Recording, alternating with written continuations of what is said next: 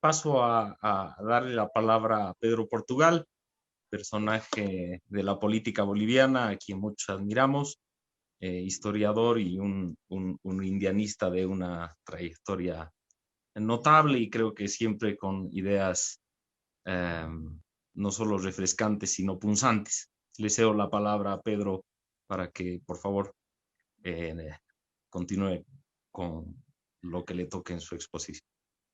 Bueno, muchas gracias, agradezco la invitación. Sí, el tema es realmente importante y sobre todo si analizamos y ponemos en paralelo y contrastamos algunas experiencias, la experiencia del Perú, yo he escuchado atentamente lo que se dijo de ese país, de lo que acabamos de escuchar de Ecuador y reflexionamos con lo que sucede en Bolivia. O sea, realmente estamos en una época en que más que nunca la interacción, digamos, es algo que caracteriza la evolución y el desenvolvimiento de las políticas locales.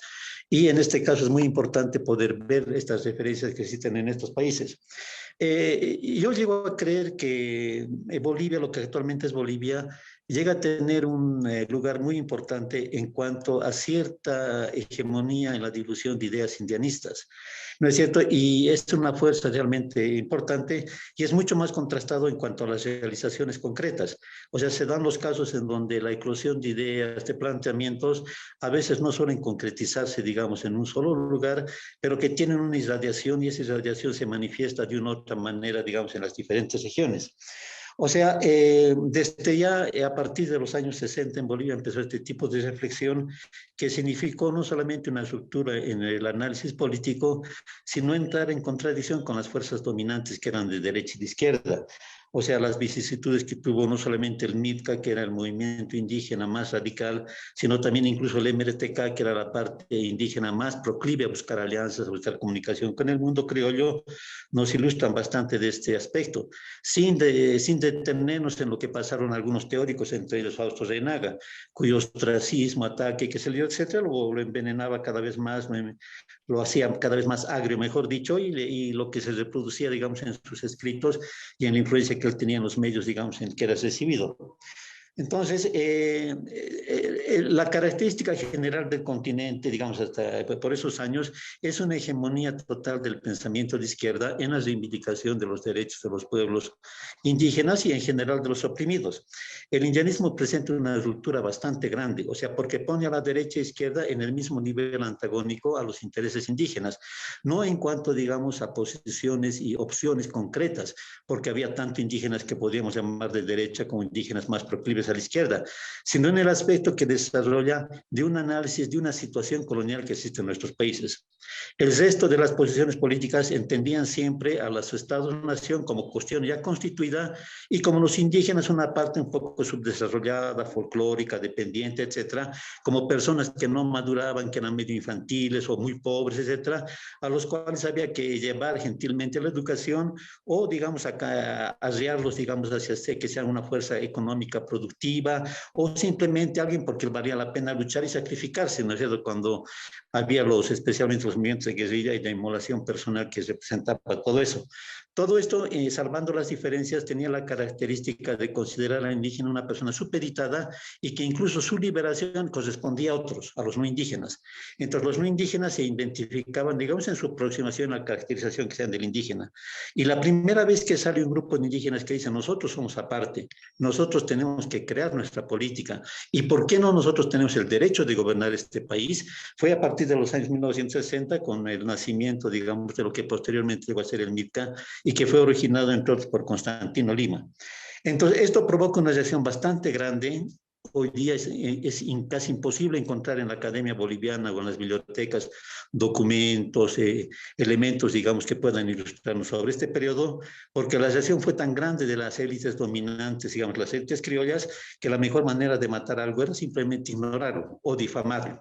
Sin embargo, esto empezó a tener una fuerza y una fuerza que irradió, digamos, a todo el continente, porque en todo el continente era característico el hecho de que incluso los grupos indígenas más adelantados en sus reivindicaciones orbitaban siempre en cuanto a la reflexión de izquierda y en cuanto al asesoramiento, digamos, de políticos criollos que más comprometidos con su causa. Esto lo sabemos porque a partir del año 83 nosotros ayudamos a crear una institución en Bolivia que se llamaba el Centro Chitacolia, y en esa época, ahora los podemos comunicar por internet, por medios electrónicos, lo que importaba era el correo, la correspondencia y la publicación, digamos, de pequeños boletines, revistas, etcétera. Y nosotros tenemos todavía bastante material, digamos, que venía de Perú, que venía de Colombia, que venía de Ecuador, en donde se armaba el debate entre los grupos indianistas bolivianos que proclamaban otro enfoque, y aquellos grupos que estaban bastante ligados a la influencia política que tenía el sindicalismo, especialmente el sindicalismo marxista. Entonces, que hemos visto que poco a poco lo que eran las tesis particulares, digamos, de Bolivia, fueron irradiando y fueron teniendo éxito en otros lugares, ¿no es cierto? Y acá en Bolivia, digamos, se tuvo otro éxito diferente, mucho más conflictivo. Este éxito se lo ve incluso en los aspectos puramente simbólicos. Llama la atención cuando se ve cualquier concentración indígena, que puede ser un poco en el norte por Venezuela, o que sea en el extremo sur, digamos, por la parte de los mapuches, que enarbolan los indígenas, por ejemplo, la huipala. Cuando la huipala fue un invento correcto, digamos, de los grupos militantes indígenas bolivianos, entre ellos uno que falleció recientemente, Germán Choque Condori, ¿no es cierto?, que sistematizó, digamos, huipalas que se utilizaban antes y le dio cierta coherencia. Lo curioso es que en la innovación que presentaba Choquehuanca, él hacía una diferencia entre las diferentes banderas que debería tener el Contisuyo, Antisuyo, Chinchasuyo, etcétera, y el Collasuyo. Yo recuerdo que para la bandera que aglutinaba a todos, Gerardo Antisuyo, tenía que tener una franja que tenía que ser verde. La parte del Collasuyo tenía que tener una franja, la blanca, la que se utiliza actualmente, y los otros tenían que tener sus propias franjas, digamos, de color diferente, amarillo, azul, rojo. Ahora, digamos, todos lo utilizan una bandera que era diseñada exclusivamente para la parte del Collasuyo, porque en esta teoría había una, digamos, una bandera para cada parte que hacía parte del Collasuyo. Entonces, hubo no solamente un dominio simbólico, sino que este dominio simbólico acompañó, digamos, con ideas políticas bastante grandes, pero que tienen mucho problema todavía para poder establecerse y para poder tener un aspecto bastante dominante.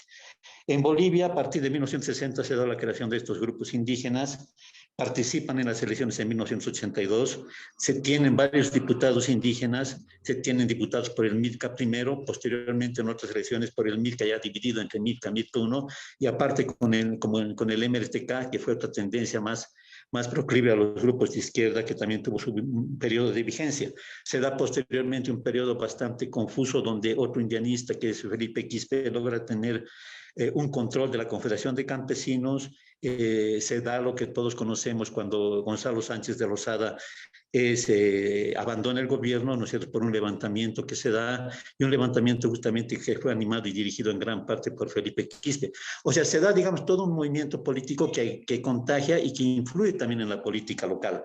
Pero esta política local no logra, digamos, sacar una fórmula nueva, sino siguen los reflejos de ponerse ellos como la cúpula dirigente, ¿no es cierto?, y los indígenas como una base a los cuales tienen que representar, y a lo máximo de dar, digamos, una que otra reivindicación. Sin embargo, hay un proceso muy importante, de repente surge el MAS.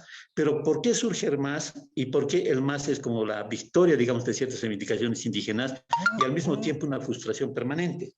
Porque muchas cosas se juegan en el plano de las ideas, en el plano de los conceptos. Y yo recuerdo en 1980 se hizo en el Perú un gran congreso en Ollantaytambo, donde estuvieron delegados de Ecuador, de Colombia, de casi todos los países de América del Sur, y donde se hizo un debate intenso. Y las tesis indianistas eran defendidas por las delegaciones bolivianas y por las delegaciones peruanas.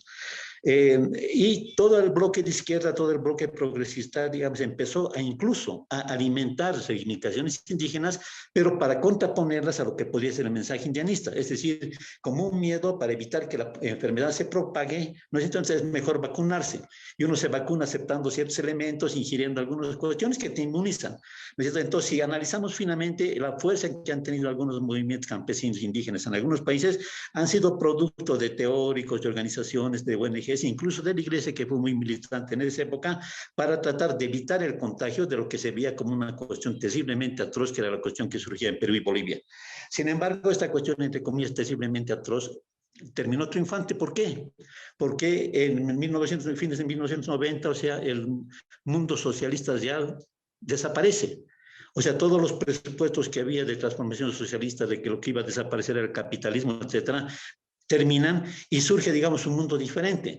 Entonces, todos estos sectores que teórica y prácticamente atacaban al indianismo empiezan a hacer una nueva teoría, digamos, de lo que es el indianismo, empiezan a depurarlo. Y el nuevo actor, ya, al terminar, digamos, el actor político, el proletario, empiezan a encontrar un nuevo actor político que es el indígena. Pero es un actor político, digamos, caracterizado y definido por ellos. De ahí se entiende la reacción de Monedero y de otros izquierdistas, porque ahí empieza a ver lo que nosotros llamamos el pachamamismo. El verdadero indio es un indio que lucha por lo cultural, que es bueno, que defiende la naturaleza, que es casi un guardabosques, etcétera, y que siempre tiene que estar del lado de los buenos, que son los progresistas. O sea, y eso crea una tal confusión, ¿no es cierto?, que toda una serie, digamos, de movimientos importantes, digamos, porque movilizan recursos y tienen cierta hegemonía en la academia, empiezan a canalizar una nueva interpretación. Y esta nueva interpretación empieza a tomar fuerza porque al mismo tiempo los grupos militantes que optaban por el poder político colapsan, en el caso de Bolivia y del Perú. O sea, llegan a ser casi prácticamente inexistentes, a no tener una influencia política. Y entonces ahí se da la emergencia de nuevos líderes que son, digamos, cooptados y son nutridos, digamos, por esta nueva idea. Entre ellos lo tenemos Evo Morales. Evo Morales triunfó no tanto por la movilización indígena, triunfó porque había ingentes recursos, movilizaciones, apoyo, etcétera, que venían de sectores criollos que encontraban ahí un poco la razón de ser para una situación caótica y confusa que venía justamente, como digo antes, de la hecatombe que pasó con el mundo socialista. Y el gobierno de Evo Morales y también el gobierno de Correa es una prueba de que ese tipo de experimento fracasó. O sea, no se pudo cumplir, estando en el poder, todos esos presupuestos que se tenían de lo que sería el buen indígena. Entonces, ¿qué surge ahora? Surge el indígena real. Y en el indígena real, que lo tenemos tanto, no sé, en Pérez, como lo tenemos acá en Bolivia, en todos los dirigentes que ha habido, como lo tenemos actualmente en Bolivia con Eva Copa, que está pugnando, digamos, por la alcaldía en el Alto, significa una nueva aproximación que plantea nuevo desarrollo. Pero vivimos en una situación bastante confusa, ¿no es cierto? Y entonces esa situación confusa necesita, digamos, aclarar no solamente a nivel de términos, sino a nivel de la práctica política propiamente dicha. ¿Y cuál es esa situación confusa? Todos razonamos en el supuesto de que existe lo que somos, ¿no es cierto? Entonces, algo que está todavía en construcción, que incluso son estados que algunos lo califican como fallidos, que son proyectos de nación, para tener cierto equilibrio y dar razón a la existencia de todos los que tienen, digamos, alguna función en los diferentes países, nadie lo pone en cuestión. Perú existe, Ecuador existe, Bolivia existe, ¿no es cierto? Mientras es posible, y esto lo plantea ideológicamente, teóricamente el movimiento indianista en Bolivia, es simplemente un estado de transición colonial que todavía no termina de decantarse. Es decir, el antagonismo entre indígenas y no indígenas no concluyó en la emergencia de sociedades y entidades nuevas. Han quedado, digamos, esos antagonismos vigentes y las sociedades que se han proyectado después de la llegada de los españoles hasta el momento son sociedades esencialmente racializadas, en donde el prestigio, el poder, la dirección va acompañado del pigmento de la piel. Son sociedades donde el acceso, digamos, a fuentes de poder, a fuentes de dominio, va acompañado de apellidos más o menos ilustres que se tengan. El mismo hecho que indígenas que tenían apellido hispano después se ponen apellido indígena para ser notados, significa porque la moda, digamos, criolla empezó a valorar eso, porque identificó al buen indígena, al indígena real y concreto, como el indígena que tiene un apellido, digamos, que revela una ligación con el colibrí, con las fuerzas de la naturaleza, etc. O sea, se da en el que la hegemonía, la conducción ideológica, económica, política total de un Estado está siempre en manos de una élite, digamos, que no logra, sin embargo, hacer nación. No logra crear estados y menos estados, digamos, o proyectos de nación que puedan ser viables, exitosos. O sea, la dependencia, el atraso, los conflictos llegan a ser moneda consciente en nuestro país. Entonces, el mensaje del indianismo es que todo esto tenía que concluir con la emergencia de una verdadera nación. Y en la emergencia de la nueva nación era ese grupo indígena el que tenía no solamente el deber, sino también tenía toda la posibilidad de ser el elemento motor para crear una nueva identidad nacional. No había, digamos, una nostalgia del pasado. El pasado es como cada uno de nosotros, ¿no es cierto? Es algo que da fuerzas, como en Bolivia, en La Paz, la altura. Si jugamos fútbol y lo jugamos en nuestras canchas que están a la altura, tenemos mayor oportunidad de ganar, ¿no es cierto? Pero igual, el hecho de agarrarse una cultura es un elemento que puede dar alguna ventaja, pero no es lo definitorio. Lo definitorio es la calidad de juego del fútbol, por ejemplo, porque aún estando en la altura, pues nosotros podemos perder, ¿no es cierto? Entonces, ese hecho, digamos, de tener un elemento iba hacia la constitución de una verdadera nación. ¿Y quién podía ser el motor de esa nación? Era el indígena. Por eso los movimientos indígenas, Fausto Renaga, Felipe Quispe, Milka, hablaban de las dos Bolivias. Y de esas dos Bolivias, el mensaje era que tenía que ser una sola Bolivia. Y eso no se da si no hay un proceso político, un proceso depurador, un proceso de emergencia de una nueva mentalidad. Entonces, todo lo que ha sucedido hasta ahora, vemos que son elementos que dan razón a lo que era, digamos, ese laboratorio ideológico que había en Bolivia. ¿No es cierto? O sea, si no tocamos a fondo el hecho que no hemos constituido todavía nación, que somos naciones totalmente dependientes, totalmente, digamos, ligadas a lo que se piensa afuera, con élites, digamos, cuyo mérito viene de tener ancestros que siempre han tenido el poder, lo han tenido de manera usurpada, etcétera, crea una gran masa de indígenas que están satelizados, digamos, un poco siguiendo la moda de cada momento y tratando de ubicarse, o crea la emergencia de un nuevo laboratorio. Ahora, ¿cuál es el efecto perverso? De más o menos esta constatación entra en todos. ¿Por qué? Porque los experimentos que ha habido son un fracaso. La plurinacionalidad boliviana, la plurinacionalidad ecuatoriana ha sido un fracaso. No se puede intentar hacer una cuestión reivindicando todo lo variado. Por otro lado, el reclamo profundo de los pueblos indígenas ha sido el reclamo de todo pueblo colonizado, que no es un reclamo para la diversidad, es un reclamo más bien por la igualdad de derechos y por el ejercicio de derechos que son comunes. Entonces, eso que ha sido un eje político en todo momento y en todo lugar se ha confundido en un momento. De ahí que quienes han difundido esto han hecho como un perfil robot, un retrato robot, digamos, de lo que debería ser el correcto indio. Y ahí entendemos, por ejemplo, vuelvo a insistir en la opinión de Monedero. En Bolivia y en Ecuador han influido mucho en el diseño de la plurinacionalidad un caso político de uno de los pocos países donde no ha constituido Estado-nación, que es España, ¿no es cierto? Ahí quisiera justo meterme, si me permites, Pedro, para tu cierre, en los cataristas, que es una tradición a la que tú originalmente no pertenecías, tenían en los 70s el uso de la frase famosa que había que lacuntar a los otros, eso quiere decir agusanar cuando uno se aliaba para tomar predominio, finalmente. Era una estrategia de alianzas que, como tú has remarcado al principio de tu exposición, era la opuesta del indianismo. Ahora, yo me pregunto si en la acusación contra el agusanamiento criollo del movimiento indígena, no hay también una especie de sacralización de estos perversos de izquierdistas que logran aguzanar el movimiento indígena que podría haber tenido potencialidades más grandes si no fuera por estos gusanos. Entonces, por momentos, como que se funden un poco críticas y contracríticas, y quería tu perspectiva sobre eso. Sí, o sea, es interesante ver cuál es el razonamiento político cuando entre indígenas, podríamos llamarlo así, discuten políticamente, que cuando ellos discuten, digamos, con otras personas que no son, ¿cómo se llama?, indígenas. Entonces da un reflejo de tipo colonial, la gente puede mimar, repite, digamos, el lenguaje que el otro espera, que el criollo espera. Y de ahí suelen venir a veces, digamos, confusiones y estrategias falsas. Eso lo saben algunos investigadores sociales. Llaman con un libreto, el libreto, la gente sabe cuál es el libreto y simplemente recogen todos los ecos que ratifica su tesis, digamos, y el engaño termina. Entonces, esto se da con mayor fuerza en la cuestión política porque esto implica el poder. Entre el movimiento indígena en Bolivia tuvo dos vertientes, una vertiente indigenista y otra catarista. La vertiente indigenista era tremendamente radical e intransigente. Decía, no tenemos que cambiar, nosotros tenemos la razón, nosotros tenemos que tener tal como es. Mientras que la vertiente catarista decía, tenemos que hablar con la otra fracción porque también existe, pero como usted es la dominante, ellos tienen mucho y nosotros no tenemos nada, tenemos que mimetizarnos, tenemos que infiltrarnos, tenemos que hacer lo que los trotskistas llamaban aquí el entrismo, que era justamente la cuestión de la contara, para dar mayor, digamos, dignidad a lo que hacían, porque los indianistas les calificaban divinos y les decían, no estamos entrando para nutrirnos, para tomar tomar fuerza para debilitar y que al final nosotros triunfemos, ¿no es cierto? Ahora, ¿esto qué nos indica, digamos, a grueso modo? De que vivimos una situación compleja.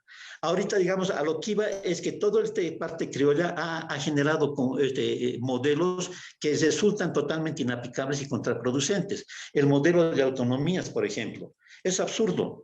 ¿No es cierto? O sea, la autonomía, una autonomía real solamente culmina en la autodeterminación y en la soberanía, ¿no es cierto? Y si no los reclaman soberanía ahora es porque, digamos, no se puede obtener, pero ese problema de soberanía lo tienen en España. O sea, las autonomías, digamos, aplicadas como una respuesta para solucionar problemas de creación de Estado-Nación no son una respuesta, es una distracción. Entonces, ¿qué va? Simplemente que hay que crear una nueva identidad nacional. Entonces, ¿pero cómo se va a crear una nueva identidad nacional si toda la teoría criolla ha servido para arrinconar al indio en una identidad? El indio tenía que ser necesariamente una cuestión étnica, como dijo uno de los que participó, o sea, hacia la creación de partidos étnicos. Si alguien hace un partido y el partido no es étnico, no es verdaderamente indígena. Aquí de lo que se trata es son partidos nacionales, de crear una respuesta para todos. Otra cuestión es quién dirige y qué fuerza cultural, qué fuerza política hay detrás. Entonces, eso se lo gana en un debate, se lo gana en todos los términos políticos, pero ahí intervienen todos y ahí se está diluyendo las fronteras étnicas porque se va creando una nueva identidad nacional y entran en debate posturas políticas. Entonces, ese era el aporte profundo del indianismo que no fue entendido y es el aporte profundo que está viéndose actualmente en la política boliviana, porque ahora los indígenas que están triunfando o que podían haber triunfado como Felipe Quisque, que murió lamentablemente antes de las elecciones para gobernador, posiblemente hubiese salido elegido, están en ese trance. ¿Qué cuestión pachamamista tiene Eva Copa? ¿Qué cuestión pachamamista tiene cualquiera de los candidatos indígenas que están disputando? La cuestión pachamamista, culturalista, étnica, la tiene solamente el criollo en su cabeza porque es la manera como puede catalogar al indio. Entonces, para que surja algo, tiene que haber un nuevo camino. Ya yo creo que Bolivia va a ser otra vuelta, un referente ideológico, porque esto está siendo trabajado ahora ya no por los viejos indianistas, muchos de ellos ya han muerto, están muriendo, yo ya estoy viejo, etcétera, sino por jóvenes indianistas en el alto, fundamentalmente, que están empezando a teorizar. Y yo creo que esto va a tener gran influencia, porque solamente de esa manera se puede poner. Entonces, que tenemos que tener mucho recaudo con la influencia que se tiene de ideas de afuera, no porque sean inútiles, sino porque cuando algo es dominante, necesariamente puede cumplir en cosas que no buscan, es decir, paralizar un proceso en vez de acelerarlo y llevarlo a algo bueno. Gracias, Pedro.